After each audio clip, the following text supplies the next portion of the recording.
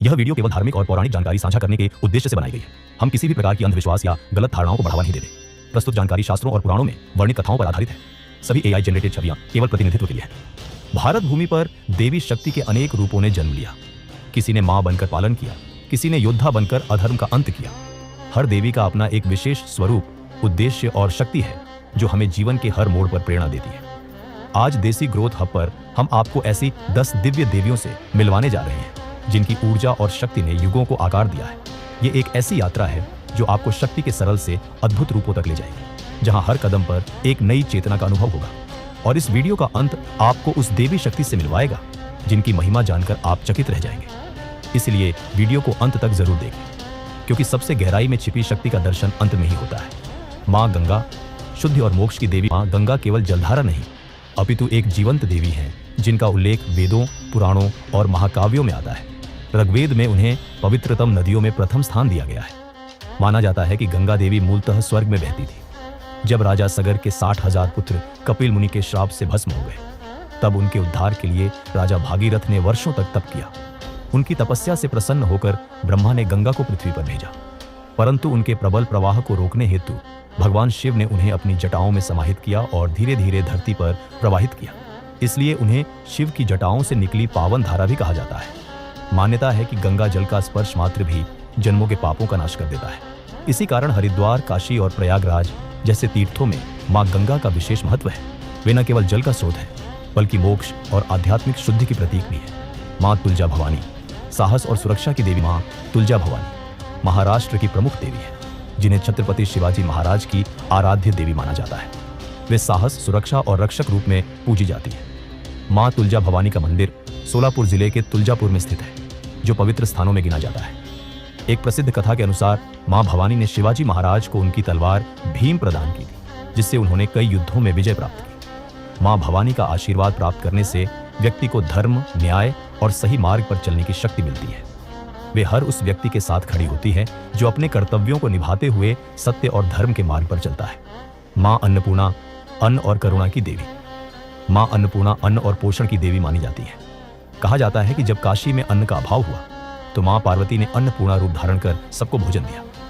उनका यह रूप दीनहीन और भूखों को जीवन दान देने वाला है। वे न केवल भौतिक अन्न देती है, बल्कि अपने आशीर्वाद से मानसिक शांति और संतुष्टि भी प्रदान करती है। अन्नपूर्णा का यह संदेश है कि ज्ञान के साथ साथ अन्न भी जीवन का अभिन्न हिस्सा है, क्योंकि बिना अन्न के जीवन संभव नहीं। भगवान शिव ने स्वयं कहा था कि अन्नपूर्णा के बिना शिव भी अधूरे हैं, क्योंकि अन्न के बिना शरीर नहीं चलता और ज्ञान के बिना आत्मा नहीं बढ़ती। मां सती, प्रेम और आत्म बलिदान की देवी मां सती प्रेम और बलिदान की देवी है, जो भगवान शिव की पहली पत्नी थी। एक बार जब उनके पिता राजा दक्ष ने भगवान शिव का अपमान किया और उन्हें यज्ञ में आमंत्रित नहीं किया, तो सती ने इसे सहन नहीं किया। उन्होंने अपने प्रेम और समर्पण को साबित करते हुए यज्ञ कुंड में कूदकर आत्मदाह कर लिया। मां सती का यह बलिदान उनके अडिग प्रेम और धर्म के प्रति निष्ठा को दर्शाता है। बाद में सती का पुनर्जन्म मां पार्वती के रूप में हुआ और वे भगवान शिव की पत्नी बनी। सती का जीवन हमें यह सिखाता है कि कभी कभी धर्म की रक्षा और प्रेम के लिए आत्म बलिदान भी आवश्यक होता है। मां लक्ष्मी, समृद्धि और सौभाग्य की देवी। मां लक्ष्मी समृद्धि, धन, वैभव और सौभाग्य की देवी मानी जाती है। वे हर घर में दीपावली के समय विशेष रूप से पूजी जाती है, क्योंकि इस दिन उनके आशीर्वाद से घर परिवार में समृद्धि और सुख शांति का वास होता है। कहा जाता है कि मां लक्ष्मी का वास जहां होता है, वहां बुराई और दरिद्रता नहीं रहती। वे अपने भक्तों को न केवल भौतिक समृद्धि देती है, बल्कि मानसिक शांति और संतुलन भी प्रदान करती है। उनकी कृपा से जीवन में हर प्रकार की संपन्नता आती है, चाहे वह धन हो, परिवार का सुख हो या स्वास्थ्य। उनके आशीर्वाद से हर कठिनाई दूर हो जाती है और जीवन में खुशहाली आती है। मां सरस्वती, ज्ञान और कला की देवी। मां सरस्वती ज्ञान, विद्या, कला और संगीत की देवी मानी जाती है। उन्हें अक्सर वीणा, पुस्तक और श्वेत वस्त्रों में चित्रित किया जाता है, जो उनकी शांति, बौद्धिकता और सृजनात्मकता का प्रतीक है। वे हर विद्यार्थी, शिक्षक और कलाकार की प्रेरणा है। मां सरस्वती का आशीर्वाद प्राप्त करने से व्यक्ति में बुद्धिमत्ता, समझ और रचनात्मकता का विकास होता है। उनकी पूजा विशेष रूप से वसंत पंचमी के दिन की जाती है, जब विद्यार्थियों और कलाकारों द्वारा उनकी कृपा प्राप्त करने के लिए विशेष अनुष्ठान किए जाते हैं। वे शब्दों, विचारों और सृजन की शक्ति हैं और उनके आशीर्वाद से व्यक्ति अपने कार्यों में उत्कृष्टता प्राप्त करता है। मां दुर्गा, शक्ति और न्याय की देवी। मां दुर्गा को आदिशक्ति और ब्रह्मांड की सर्वोच्च रक्षक के रूप में पूजा जाता है। वे नवरात्रि के दौरान 9 रूपों में पूजी जाती है। शैलपुत्री से सिद्धिदात्री तक उनका हर रूप स्त्री शक्ति के विविध पहलुओं का प्रतीक है। कभी कोमल मातृत्व तो कभी विकराल विनाश। महिषासुर के आतंक से जब देवता परेशान हुए तब मां दुर्गा ने 10 भुजाओं वाला रूप धारण कर महिषासुर का वध किया। इस विजय को आज भी महिषासुर मर्दिनी के रूप में याद किया जाता है। वे अन्याय के खिलाफ डटकर खड़ी होती हैं और अपने भक्तों की रक्षक बनकर संकट से उबारती है।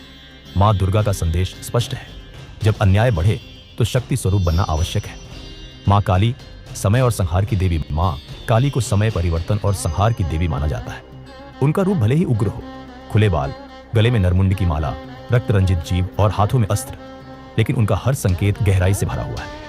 वे अज्ञान, अहंकार और अधर्म का नाश करती है और अपने भक्तों को भय से मुक्ति देती है। एक कथा के अनुसार जब राक्षस रक्तबीज को कोई भी मार नहीं पा रहा था, क्योंकि उसकी हर बूंद से एक नया राक्षस जन्म लेता था, तब मां काली ने प्रकट होकर उसका विनाश किया। वे मां पार्वती का ही विकराल रूप है, जो तब प्रकट होता है जब संसार में अत्याचार अपने चरम पर पहुंच जाता है। मां काली सिखाती हैं कि सच्ची मुक्ति केवल भय पर विजय और आत्मज्ञान से ही मिलती है।